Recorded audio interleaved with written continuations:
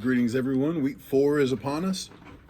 Um, as we turn our attention in our discussion of poetry away from just summarizing and trying to apprehend the imagery and speaking specifically on what a poem is trying to bring to mind, what the vicarious experience is, what's being described, what you're actually being asked as a listener or reader to experience, to visualize, to allow yourself to smell, to hear all the sights, the sounds, and then feel perhaps all the emotions that are being pointed to.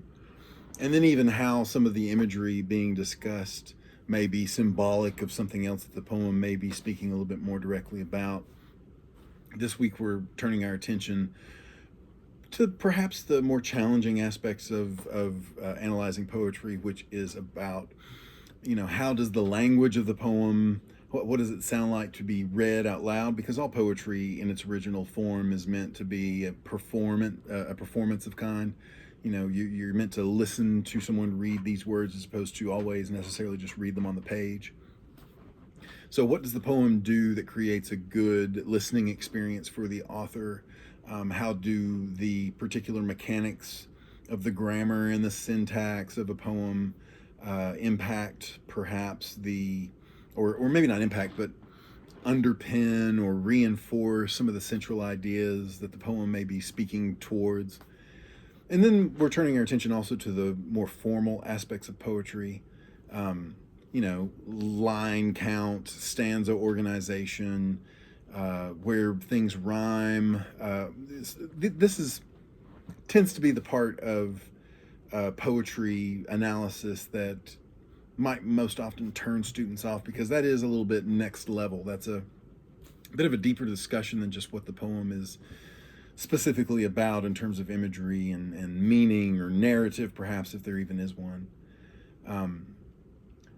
If we're referring again back to Paul Laurence Dunbar's Sympathy, we talked last time about how the bird in the cage, how it's being described, what the poem is actually about at a very surface level. But then we also sort of spoke about how the imagery and the feeling and many of the words being used to describe the bird could also apply to other things beyond birds and cages, and which makes the poem largely symbolic.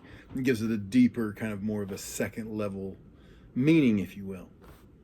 Function. It's doing more when you start thinking about the bird in the cage as a symbol for some other kind of struggle or imprisonment that the speaker might be feeling.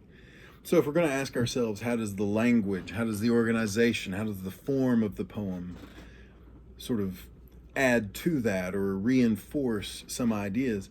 The poem is in itself, of course, written in 3 stanzas. And if you look at the way the stanzas are organized, then it's meting out detail in very deliberate chunks. The first stanza is almost entirely positive. It's describing a lovely, beautiful spring day where the rivers are flowing and the flowers are blooming and everything smells beautifully, and it's just a gorgeous day in the first stanza, almost entirely positive experience. Whereas in the second stanza, it immediately gets dark because we see the bird in the cage, but the bird is being described as beating its wings against the bar and restlessly flying around at the perch and sort of longing for the branch that it sees right outside the cage. And so we have 2 stanzas that immediately juxtapose each other in terms of tone, in terms of content, in terms of the feeling being evoked, not just in the image being described,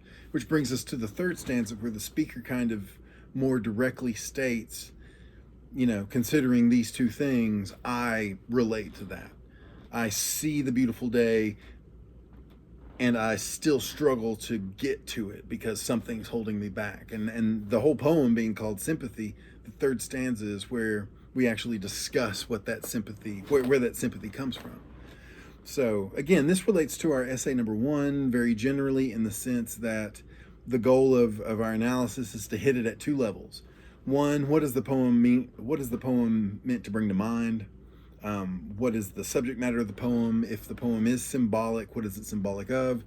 And then at that deeper level of, how do the formal aspects, the linguistic aspects, the grammatical aspects even, how does that influence the poem? Along those lines, we may look at sympathy and go, well, the poem, you don't need to know this, but the poem is styled after what is typically an ode, and odes are songs, and it's a song about a bird, or it's a poem about a bird, so that fits a little bit. It's also, because of the form, requires a little bit of an elevation of diction and a creativity in syntax in order to make the words fit in the right way to get the rhymes to pop up. You know, we don't necessarily have to hit every single part of a poem in our essay, but those that are worth mentioning, it'll be helpful to practice just using the language and knowing what to look for and making points that you can use the poem structure in itself to support. So on top of, you know, continuing to think about the list of poems that you have to choose from and the the symbolism of a poem, and then thinking about Paul Laurence Dunbar's Sympathy. For discussion post 3 this week, what I'm going to be asking you to do is look at Dylan Thomas's "Do Not Go Gentle." This is a very famous poem. Everybody has heard that phrase, "Do not go gentle into that good night. Rage, rage against the dying of the light." But rather than asking you to break apart the imagery or just summarize the poem, I'm going to ask you to look at the fact that the poem is written with a very specific form in a very specific kind of syntactic voice. It's rather than just sort of analyzing the imagery and the symbolism thereof, I'm going to ask you, can you describe the form of the poem in your own words, and then ask, how does that reinforce what the poem is actually about? So you do have to kind of touch on that a little bit, but it's much more on the feeling that is created when you hear the poem read in the way it was meant to be written. There should be a link to an audio recording of Dylan Thomas actually reading the poem himself. So you'll be able to hear the poem as it was meant to be performed as you help formulate your discussion post for this week. Aside from that, a couple of chapter readings and a reading quiz available for you online. And then basically next week, it'll just come down to writing the essay. So as always, let me know if you have any trouble navigating Brightspace or if you have any questions about anything. I am available during office hours as well. Just let me know how I can help, and have fun with this week's work.